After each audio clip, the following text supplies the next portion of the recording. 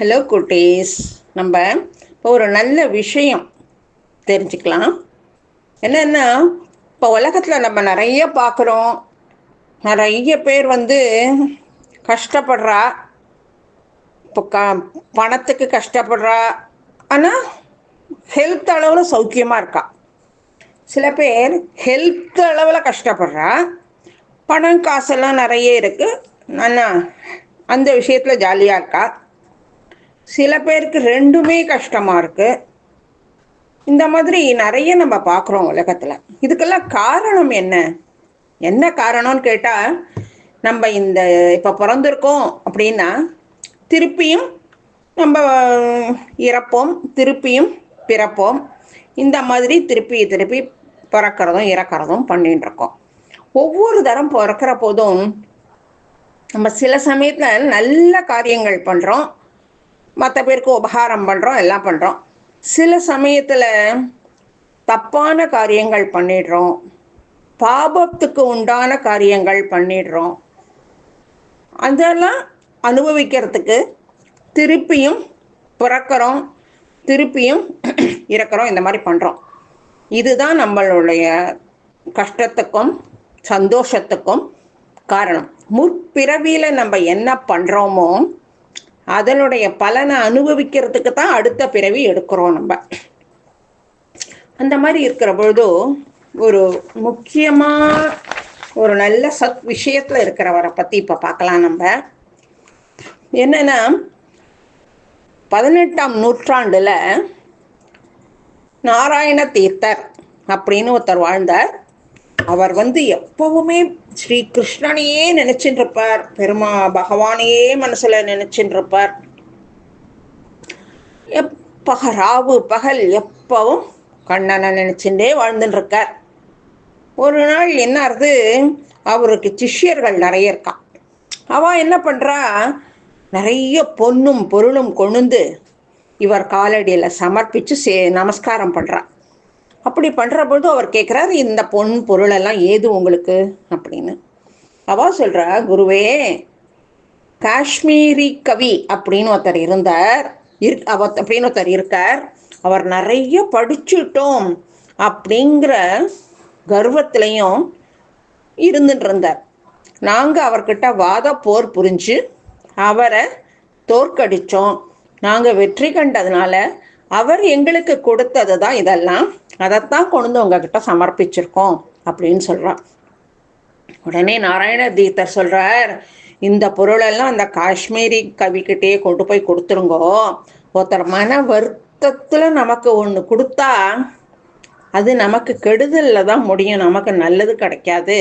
அதனால இந்த பொருள் நமக்கு வேண்டாம், நீங்கள் கொண்டு போய் கொடுத்துடுங்கோ அப்படிங்கிறார். சரின்னு அவளும் கொண்டு போய் அவகிட்ட கொடுத்துடுறா.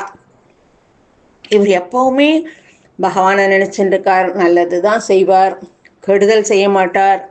அப்படி இருந்துட்டு இருக்கிற பொழுது அவருக்கு ரொம்ப வயத்த வலி, தாங்க முடியாத வயத்த வலியில கஷ்டப்படுறார்.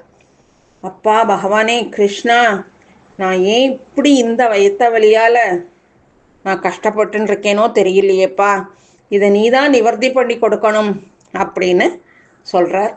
பெருமாள் கிட்ட மன்றாடி கேட்குறார். அப்போ பெருமாள் சொல்றார், அப்பா நீ இந்த ஜென்மத்துல எல்லாருக்கும் நல்லது பண்ணின்னு இருக்கே, எல்லாம் பண்ணின்னு இருக்கே அப்படின்னுட்டு பெருமாள் சொல்றார். அதை கேட்டுக்கிறார்.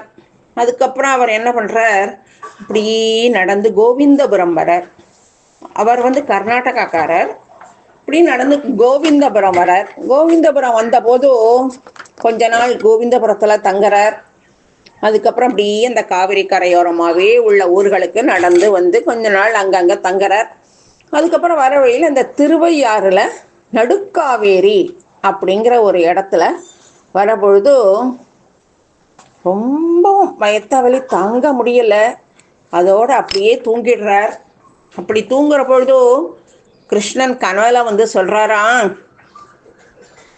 நீ இப்படி தூங்கின்னு இருக்கியோ, பார்த்தால நீ எழுந்து பார்க்குற பொழுதோ ஒரு மிருகத்தை பார்ப்பேன். நீ அந்த மிருகம் எங்கே போதோ நீ அதை தொடர்ந்து போயிட்டே இருந்தீன்னா அதில் உனக்கு வயத்த வலி சரியாக போகும் அப்படின்னு சொல்லிட்டு பெருமாள் கனவுல சொல்லிடுறார். அதே கனவுல கிருஷ்ணன் வந்த சொன்னதை நினச்சிட்டே இருக்கார். கடைசியில் கார்த்தால எழுந்து பார்த்தாக்க ஒரு பன்றி முன்னாடி வருது நிற்கிறது, அவர் கண்ணுக்கு எதிர்த்தா மாதிரி வந்து நிற்கிறது. அதை பார்த்த உடனே அந்த கனவு ஞாபகம் வரவும் அந்த பன்றி எங்கே போகிறதோ அது பின்னாடியே போயின்னு இருக்கார். போயிட்டு இருக்கிற பொழுதும் அந்த பன்றி ஒரு கோவிலுக்குள்ளே போயிட்டு மறைஞ்சு விடுறது. ஆஹா, இங்கே வந்து மறைஞ்சு விடுத்தேன்னு அவரும் அந்த கோவிலுக்குள்ளே போகிறார். அப்போ ஒரு அசரீரி வாக்கு கேட்கறது, நான் தான் உன்னை அழைச்சிட்டு இங்கே வந்திருக்கேன் அப்படின்னுட்டு கேட்குறது. அந்த அசரீரி வாக்கை கேட்ட உடனே அவருக்கு ஒரே சந்தோஷம். பகவானே நமக்கு இவ்வளவு அனுகிரகம் பண்ணின்னு இருக்கான் அப்படின்னு மனசில் நினச்சிக்கிறார். நினச்சிட்டே இருக்கிற பொழுது அவருக்கு வயத்த வலி நீங்கிடுறது. ரொம்ப சந்தோஷப்படுறார். அந்த இடம் என்னன்னு கேட்டால் பூபதி ராஜபுரம் அப்படின்ற ஊரா. இவர் இந்த இடத்துக்கு பன்றி அப்படின்னா சம்ஸ்கிருதத்தில் வராக அப்படின்னு அர்த்தம். அப்போ அந்த பேரை வச்சு வரகூர் அப்படிங்கிற பேர் அன்னைக்கு அவர் அந்த ஊருக்கு வச்சார். அதிலிருந்து அந்த ஊர் வரகூர் அப்படின்னுட்டு சொல்லின்னு இருக்கா. இந்த வரகூர் ஸ்ரீரங்கத்துக்கு பக்கத்தில் இருக்குது. இந்த வரகூரில் கோகுலாஷ்டமி அவ்வளவு சிறப்பாக கொண்டாடுவா, ரொம்ப நல்லா கொண்டாடுவா. நம்ம போய் சேவிச்சோம் அப்படின்னா தெரியும். இந்த இவருக்கு என்னன்னா, இந்த நாராயண தீர்த்தருக்கு நிறைய பாடல்கள் நிறைய எழுதுவார். அதுலேயும் கர்நாடக இசையில் ரொம்ப வல்லுநராக இவர். இதுக்கப்புறம் இந்த வரகூருக்கு வந்ததுக்கப்புறம் இவர் வந்து தரங்கிணி இன்னும் கிருஷ்ணனை பற்றி பாடுவாராம். அப்படி பாடுற பொழுது கிருஷ்ணர் ராதையும் ருக்மணியும் தன்னோட சேர்ந்து இருக்கிற மாதிரி டான்ஸ் ஆடுவாராம். அப்போ சலங்கை ஒலி சப்தம் இந்த நாராயண தீர்த்தருக்கு கேட்குமா. அப்போ அந்த அந்த நாராயண தீர்த்தர் இது எல்லாத்தையும் நல்லா அனுபவிச்சுட்டு இருக்கார்.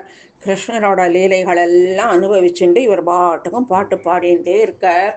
அதுக்கப்புறம் ஒரு ஸ்டேஜில் கண்ணன் தன்னுடைய விஸ்வரூபத்தை காமிக்கிறாராம் இவருக்கு.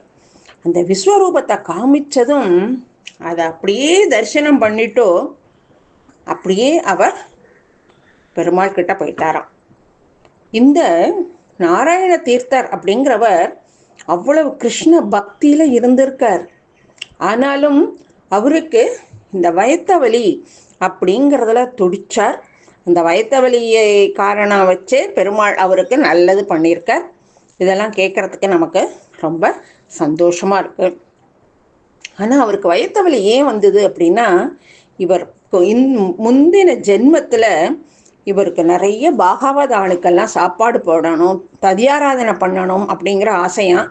அதனால ஒருத்தர்கிட்ட, ஒரு செல்வந்தர்கிட்ட கடன் வாங்கி ஒரு சின்ன கடை ஆரம்பித்து நிறைய அரிசி தானியங்கள் எல்லாம் வியாபாரம் பண்ணி அதிலேருந்து வர வருமானத்தை கொண்டு பாகவத ஆளுக்கெல்லாம் நிறைய ததியாராதனம் எல்லாம் பண்ணின்னு இருந்திருக்கார். அதுக்கப்புறம் இவருக்கு இன்னும் நிறைய பண்ணணும், ததியாராதனை நிறைய பண்ணணும் பாகவத ஆளுக்குன்னு ஒரு ஆசை வந்தது. அதில் என்ன பண்ணினாரா, கொஞ்சம் இந்த தானியங்களில் கொஞ்சம் கல் மண் கலந்து விட்டாராம் பாவம். அது என்ன ஆறுது, போன ஜென்மத்தில் பண்ணின போது அவருக்கு தெரியல இது. அதுதான் அடுத்த ஜென்மத்தில் அவருக்கு வயத்த வலியால் துடிச்சார் அப்படின்னு கண்ணனே அவருக்கு சொல்லியிருக்கிறதாக சொல்கிறார். இதனால் அவர் இந்த ஜென்மத்தில் எந்த பாவமும் பண்ணலை, ஒருத்தருக்குமே கெடுதல் பண்ணலை. ஆனால் தெரியாமல் பண்ணின தப்பு அவர் இப்போ இந்த வயத்த வலியால் துடிச்சிருக்கார் அப்படிங்கிறது கிருஷ்ணனே சொன்னதுனால தெரியுது. ஆனால் அவர் நல்ல விஷயங்கள் நல்லா பண்ணினார் இல்லையா, அதனால நல்ல குலத்தில் பிறந்திருக்கார். அதுக்கப்புறம் நல்ல செல்வந்தராக இருக்கார், நல்ல தெய்வ அனுகிரகத்தோடு இருந்துன்னு இருந்திருக்கார். அதனால நம்மளும் இப்போ என்ன பண்ணலாம், இருக்கிற பொழுதோ யாருக்கும் கெடுதல் பண்ணக்கூடாது, யார்கிட்டேருந்தும் அனாவசியமாக அவளோட பொருளெல்லாம் நம்ம எடுத்துக்க கூடாது, யாருக்கும் மனசு நோகும்படி பேசக்கூடாது. நம்மளால் முடிஞ்சால் எல்லாருக்கும் நல்ல காரியங்கள் பண்ணணும், அடுத்தவா மனசு உகக்கும்படி நம்ம இருக்கணும். இந்த நாராயண தீர்த்தர் அந்த தரங்கிணி பாடல்கள்லாம் பாடியிருக்கார் சொன்னேனே, அதுக்கு பேர் கிருஷ்ண லீலா தரங்கிணி அப்படின்னு பேர். அதை பாடின மாத்திரத்தில் பெருமாள் அவருக்கு விஸ்வரூபத்தை கொடுத்து அப்படியே பெருமாள் தன்கிட்ட கூட்டின்னு விட்டார் நாராயண தீர்த்தரை. இதுலேருந்து நம்ம கிருஷ்ணலீலா தரங்கிணிய பாடலெல்லாம் அவரோடதெல்லாம் நம்மளும் பாடினோம் அப்படின்னா, கிருஷ்ணனை பற்றி நினச்சின்னு இருந்தோம் அப்படின்னா கிருஷ்ணன் சந்தோஷப்பட்டு நமக்கும் நல்லது பண்ணுவார் இல்லையா? இனிமேல் நம்மளும் இதே மாதிரி பகவானை நினச்சிக்கிண்டு நல்ல காரியங்களை பண்ணிட்டு இருக்கலாமா? ஓகேயா குட்டீஸ்? ஓகே, அடுத்ததில் பார்க்கலாம்.